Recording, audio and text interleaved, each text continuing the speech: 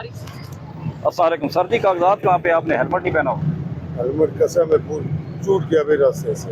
Licence किधर है आपका? हाँ, लाइसेंस कहाँ पे आप? लाइसेंस एक्सपायर हुआ आईडी कार्ड दिखाएं अपना।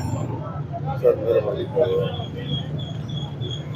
गरीब है कसम है। देखिए आपकी कीमती जान है, अल्लाह ना करे आपको चोट लग जाएगी। मैंने दोबारा अगर देख लिया डबल जुर्माना।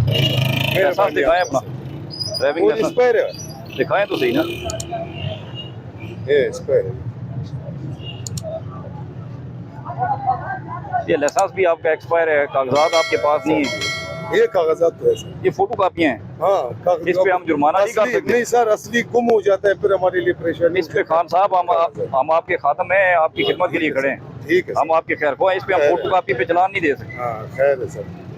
आप हमारे भाई हैं। हम अभी दावेदार है, आइंदा टोपी पहनी नहीं, टोपी नहीं पहनी है, हेलमेट पहना है। एम्बुलेट वही पहनेंगे।